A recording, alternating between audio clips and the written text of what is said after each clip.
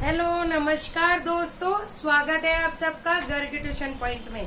आज हम decision tree पढ़ेंगे कि डिसीजन ट्री क्या होता है, इसकी कैरेक्टरिस्टिक्स क्या है, इसको हम एग्जाम्पल के थ्रू समझेंगे। तो आप वीडियो को लास्ट तक देखिए डिसीजन ट्री समझने के लिए। तो देखिए डिसीजन ट्री एक डायग्राम होता है जो क्या प्रेजेंट करता है, हमारा कंडीशंस और एक्शंस को सीक्वेंसली रिप्रेजेंट करता है। डिसीजन ट्री का मतलब समझ में आ रहा है, नाम से स्पेसिफाई है कि ये ट्री है। ट्री आप ट्री नहीं कहे तो ट्री जैसा एक है जिसमें दो चीजें होंगी हमारी, कंडीशंस और एक्शंस। कंडीशंस रिप्रेजेंट होती है ट्री के नोड्स से, ठीक है, और पाथ एक नोड से एक्शन, कंडीशन से एक्शन की तरफ जाते हैं। तो जो पाथ होता है वो रिप्रेजेंट करते हैं हम ब्रांचेस से, और एक्शन किससे रिप्रेजेंट होती है, हमारी कंडीशन और ब्रांचेस दोनों मिलकर क्या रिप्रेजेंट करती है, हमारी एक्शंस को। तो डिसीजन ट्री एक ट्री लाइक डायग्राम होता है जिसमें दो चीजें सीक्वेंसली चलती है, कंडीशन और एक्शंस। कंडीशंस को हम रिप्रेजेंट करते हैं नोड से, पाथ को हम रिप्रेजेंट करते हैं ब्रांचेस से, और एक्शन रिप्रेजेंट होता है कंडीशन प्लस ब्रांचेस की हेल्प से। ठीक है, समझ में आया। ये एक हमारा इम्पोर्टेंट टूल होता है सिस्टम को एनालाइज करने का। ठीक है, अब बात करते हैं डिसीजन ट्री की कैरेक्टरिस्टिक्स की। देखिए फ्रेंड्स, आपको पता है कोई भी हम जब ट्री उगाते हैं तो रूट सबसे इम्पोर्टेंट होता है। इसी तरह डिसीजन ट्री में रूट हमारा स्पेसिफिक पार्ट है। तो हम जब एक ट्री बनाते हैं तो रूट हमारा स्टार्टिंग पॉइंट होता है, और रूट के बाद हमारी नोड्स क्या डिपिक्ट करती है, कंडीशंस और ब्रांचेस को। ठीक है, तो देखिए एक कैरेक्टरिस्टिक्स क्या हुई इसकी, root is the starting point of the decision tree and the nodes are represent the conditions. और एक कंडीशंस की और फर्दर कंडीशंस हो सकती है, इसी तरह से इस कंडीशन की फर्दर कंडीशंस है। और लास्ट में ये नोड्स क्या डिपिक्ट करते हैं, हम ब्रांच कर रहे हैं, इस कंडीशन से हम दो एक्शंस पर जा सकते हैं, इस कंडीशन से हम दो एक्शन पर जा सकते हैं। ठीक है, तो लास्ट में क्या डिपिक्ट होते हैं, हमारे एक्शंस। नोड्स और ब्रांचेस की हेल्प से क्या डिपिक्ट करते हैं हम, एक्शंस को। I repeat, characteristics of decision tree में रूट हमारा इम्पोर्टेंट पार्ट होता है। डिसीजन ट्री का स्टार्टिंग पॉइंट हमारा रूट होता है, और नोड्स हमारे क्या डिपिक्ट करते हैं, कंडीशंस। और कंडीशंस के बाद हम ब्रांच करते हैं कि इस पाथ से अगर हम इस रूट से यहाँ कंडीशन आए तो ये चीज कहलाएगी हमारी ब्रांच या पाथ, आप कह सकते हैं। ये ब्रांचेस है जो डिपिक्ट कर रही है पाथ को, और लास्ट में ब्रांचेस और नोड्स की हेल्प से, ये नोड ये ब्रांचेस की हेल्प से हम क्या डिपिक्ट कर रहे हैं, हमारे एक्शंस को, कि एक कंडीशन को लेकर और कितने हमारे एक्शंस है। ध्यान से देखिए, इस चीज को मैं आपको एक एग्जाम्पल के थ्रू समझाती हूँ, आपका लॉजिक, आपका कॉन्सेप्ट क्लियर हो जाएगा। तो देखिए, समझिए आप।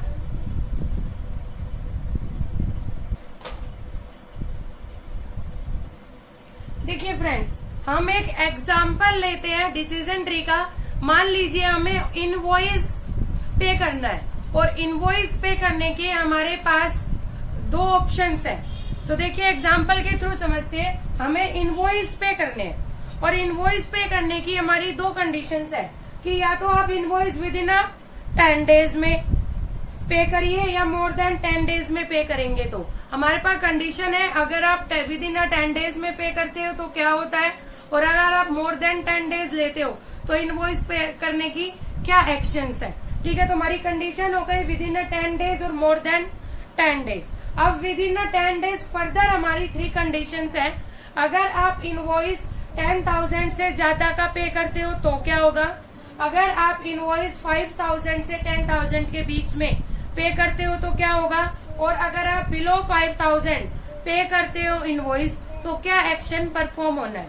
ठीक है, तो विद इन 10 डेज की हमारी 3 कंडीशंस आ गई, ओवर 10,000, बिटवीन 5,000 टू 10,000, बिलो 5,000 हमने अब हमारा एक्शन देखिए, विद इन 10 डे कंडीशन में, ओवर 10,000 कंडीशन में क्या एक्शन परफॉर्म कर रहे हैं हम, टेक 3% डिस्काउंट इनवॉइस। अगर आप आप 10,000 से ज्यादा इनवॉइस पे करते हो विद इन 10 डेज में, तो आपको 3% का डिस्काउंट मिलेगा। तो यह क्या एक्शन हुआ हमारा, 3% डिस्काउंट। और अगर आप बिटवीन करते हो 5,000 से 10,000, तो क्या एक्शन होगा, हम आपको 2% का डिस्काउंट मिलेगा, तो टेक 2% डिस्काउंट। और अगर आप बिलो 5,000 पे करते हो तो आपको कोई डिस्काउंट नहीं मिलेगा। ये हमारे थे एक्शंस इन कंडीशन के पर्टिकुलर जो हमारे एक्शन होंगे। अब हमारा एक एक्शन रहता है, अगर आपने मोर देन 10 डेज में इनवॉइस पे किया तो सिर्फ एक एक्शन है हमारा, नो डिस्काउंट। तो क्या हुआ, ये आपका एक एग्जांपल है डिसीजन ट्री का, जहां आपको इनवॉइस पे करनी है और इनवॉइस पे करने की आपकी दो कंडीशंस है कि आप इनवॉइस 10 डेज के अंदर पे करते हो तो क्या होगा, और इनवॉइस 10 डेज के बाद पे करते हो तो क्या होगा, ठीक है। और विद इन 10 डेज में फिर से आपके पास 3 कंडीशन आती है। विद इन 10 डेज में 10,000 से ज्यादा का आप इनवॉइस पे करते हो तो क्या एक्शन लेना है, अगर आप 5,000 से 10,000 के बीच लेते पे करते हो तो क्या एक्शन होगा, और अगर आप बिलो 5,000 पे करते हो तो क्या एक्शन परफॉर्म होगा, ठीक है। तो हमने देखा 10,000 में 3% डिस्काउंट मिल रहा है, 5,000 टू 10,000 में 2% का, और बिलो 5,000 आपका कोई डिस्काउंट नहीं मिल रहा, सेम मोर देन 10 डेज में, ठीक है। तो आपको एग्जाम्पल समझ में आया डिसीजन ट्री का, क्लियर है। अब इसके बाद बात करते हैं एडवांटेजेस और डिसएडवांटेजेस की, ठीक है। डिसीजन ट्री की एडवांटेजेस, ये एक लॉजिक स्ट्रक्चर है, आपको दिख रहा है कि लॉजिक स्ट्रक्चर है और इसे कंस्ट्रक्ट करना बहुत ही इजी है। तो इसकी फर्स्ट एडवांटेज है हमारी easy to construct and understand, इसे कंस्ट्रक्ट करना भी आसान है और इसे समझना भी आसान है। अगर एक नॉन टेक्निकल यूजर है और वो अगर डिसीजन ट्री को देखे तो वो समझ जाएगा इजिली कि ये क्या डिपिक्ट करना चाहता है, ठीक है। सेकेंड एडवांटेज है very useful way of depicting policy in brief. अगर हमें ब्रीफ में अपनी कंडीशंस, अपने एक्शंस, अपनी पॉलिसीज शो करनी है यूजर्स को, कस्टमर्स को, तो आप डिसीजन ट्री की हेल्प से बहुत इजीली अपनी पॉलिसीज को डिपिक्ट कर सकते हो, डिस्क्राइब कर सकते हो। उसके बाद नेक्स्ट एडवांटेज है help the analyst to formally identify the actual decisions. अगर आपने डिसीजन ट्री बना रखा है, ठीक है, कस्टमर ने, डेवलपर्स ने डिसीजन ट्री बना रखा है, तो जो सिस्टम एनालिसिस्ट है वो इजीली कंडीशंस और एक्शंस को समझ सकता है और अपने डिसीजंस ले सकता है, ठीक है। इसके बाद useful to express the logic when a value variable और action is dependent on nested decisions. मान लीजिए अभी मैंने एग्जांपल में आपको दिखाया, जब आपका विद इन 10 डेज था तो आपकी नेस्टेड कंडीशन आ रही थी। नेस्टेड का मतलब मोर देन 1 कंडीशंस और मोर देन 1 एक्शंस होते हैं, उसे बोलते हैं नेस्टेड कंडीशंस, नेस्टेड डिसीजंस। तो जब नेस्टेड डिसीजंस हो, नेस्टेड कंडीशंस हो, उस टाइम में ये लॉजिक एक्सप्लेन करने के लिए बहुत इजी और अच्छा मेथड है, ठीक है। जब नेस्टेड डिसीजन, नेस्टेड एक्शंस हो और थोड़ा सा कॉम्प्लिकेटेड सिस्टम हो, उसको समझने के लिए डिसीजन ट्री बहुत अच्छा टूल है किसी भी सिस्टम के वैल्यूज को, उसके कंडीशन और एक्शंस को समझने के लिए। Next advantage effective in describe the business problem. किसी भी बिजनेस में प्रॉब्लम्स आती रहती है कि हम क्या करें सॉरी क्या करें, अगर कोई कंडीशन आती है तो क्या एक्शन परफॉर्म करना है, तो उसमें ये बहुत इफेक्टिवली डिस्क्राइब करता है। उसके बाद provide the overview of the flow of control built into computer program.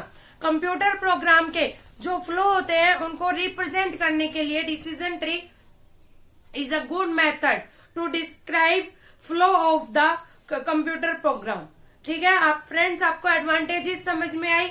Mainly ये फ्लो रिप्रेजेंट करता है, कंडीशंस और एक्शंस रिप्रेजेंट करता है।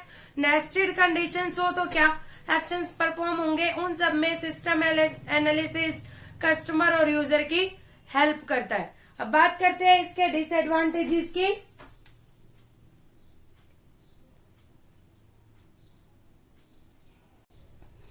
डिसीजन ट्री की डिसएडवांटेज, मेनली डिसीजन ट्री की एक ही डिसएडवांटेज होती है कि जो बड़ी बड़ी ऑर्गेनाइजेशंस होती है, लार्ज ऑर्गेनाइजेशन में बहुत सारी कंडीशंस होती है, बहुत सारी ब्रांचेस होती हैं और एक कंडीशन के पर्टिकुलर बहुत सारे हमारे एक्शंस हो सकते हैं। तो उस केस में ये प्रैक्टिकल नहीं है डिसीजन ट्री। डिसीजन ट्री जहां पर आपके बहुत ज्यादा कंडीशंस, बहुत ज्यादा ब्रांचेस एंड एक्शंस होते हैं, वहां पर प्रैक्टिकल नहीं है।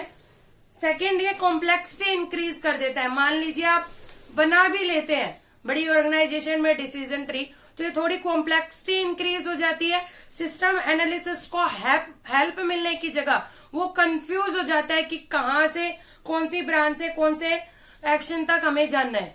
ठीक है, तो ये कॉम्प्लेक्सिटी इंक्रीज करता है और प्रैक्टिकल नहीं है बड़ी ऑर्गेनाइजेशन के लिए। तो this is enough for today. Decision tree इतना ही था हमारा, आपको समझ आ गया होगा। अगर आपको कोई भी प्रॉब्लम है तो मुझे आप कमेंट्स के थ्रू बताइए। Thank you.